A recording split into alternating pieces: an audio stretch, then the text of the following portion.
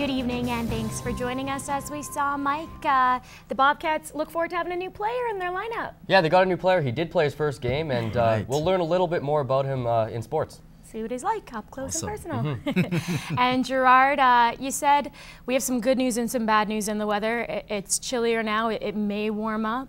Yeah, we were expecting it. Remember yesterday we were talking about it. We're expecting it to warm up on the overnights, actually. There's a warm front coming in. There's a colder one behind that. Let's see what we're dealing with, please.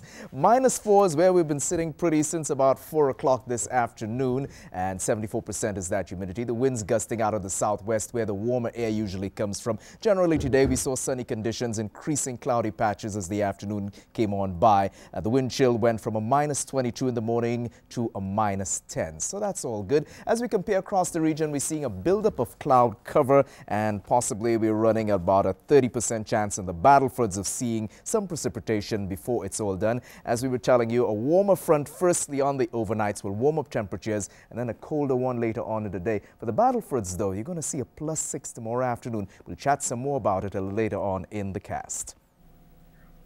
A Bonnyville man could be facing murder charges after a woman was found dead in the town yesterday. At 2:30 p.m. Sunday, RCMP responded to a call by a 41-year-old man reporting that a woman was unconscious and unresponsive. When EMS arrived on scene, they discovered the 34-year-old woman dead. The man was arrested at that time for murder. Early investigations show there had been a physical altercation in the home earlier that morning. Alcohol is believed to be a factor in the death. An autopsy was performed today in Edmonton, hoping to reveal the cause of death and the identification of the victim. A foster care supervisor charged with making and possessing child pornography had his first court appearance in Lac La Biche today. 62-year-old Daniel Stays is now released on bail and is due back in court January 23rd. Police seized computer equipment and electronic storage devices from Stays' home and work after a tip from the Connecticut FBI. The RCMP's Internet Child Exploitation Unit is still investigating. Police are looking for a suspicious man who's been hanging around a Lloydminster school during recess. He's described as white, roughly 5'8" with a slim build and black hair past his ears. He was last seen wearing a black toque coat and pants with white gloves. At this time, there have been no reports the male has approached any students, but police aren't sure what his intentions are. If you think you've seen this man or any other suspicious person, you are urged to contact the Lloydminster RCMP or Crime Stoppers. The Lloydminster community is becoming a little more diverse. Today marked the official opening of the first Francophone school in Lloydminster. Emmett Murphy has more on the landmark event.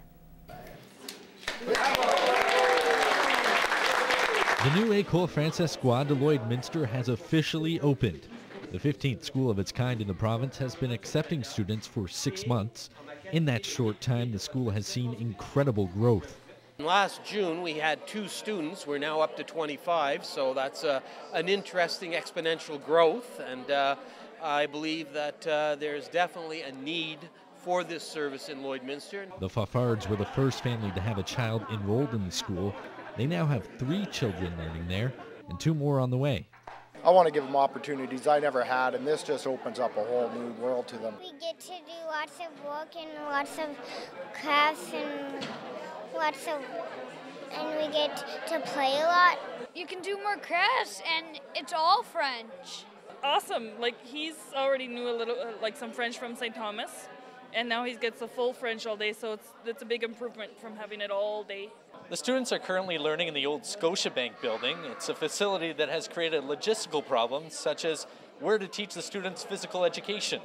We do our gym in the Air Cadet Hall, which is located at 2 blocks from here, which with our small numbers meets our needs at this time. While the faculty would love to move to a location that can hold more than the current capacity of 45 students, the kids like the unique experience the school provides. We get to walk to the gym instead of just staying in the school. The school is in talks to get a more permanent space.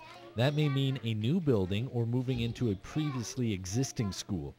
Whatever it is, they have been promised a solution by the 2013-2014 school year. Emmett Murphy, Newcap News. A long-standing Lloydminster tradition kicks off again tomorrow. The 38th annual Seniors Twinkle Tour departs from Bud Miller Park at 6:30 p.m. The tour bus will wind through the city, showcasing some of the best and brightest Christmas lights in Lloydminster. The final stop is the Wild Rose Pavilion, where seniors will enjoy a sing-along, dancing, festive treats, and a visit from Santa Claus himself. If anybody would like to come out, as long as they phone here tomorrow before the departure, we have people volunteering, willing to pick them up at their house and drive them on the tour. If you want to get picked up to go on the tour, call the number on your screen.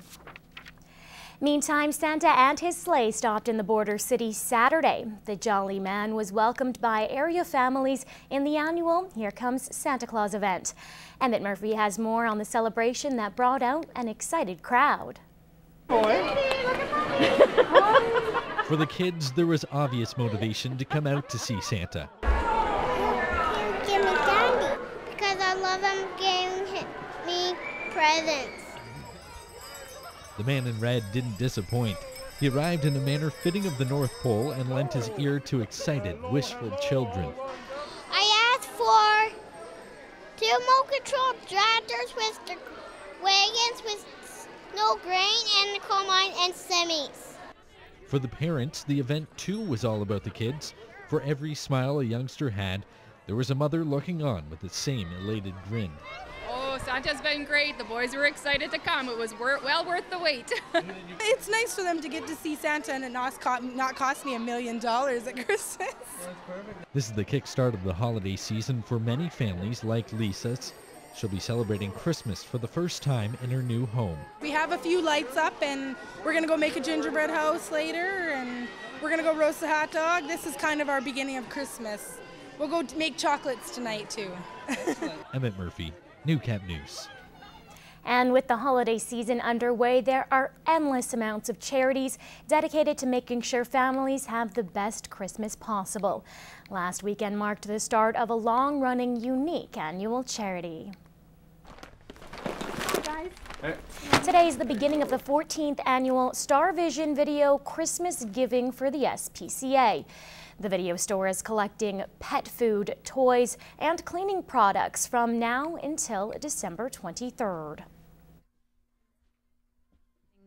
If you're wondering what to bring, puppy food, kitten food, cleaning supplies are always necessary, whether it's pine sols or bleaches or laundry detergent. You know, the animals need their bedding washed. Donations can be brought to the video store on 57th Avenue and 31st Street. The record total for the charity is £3,000. Thompson isn't setting any goals this year, just thanking donors for whatever they bring.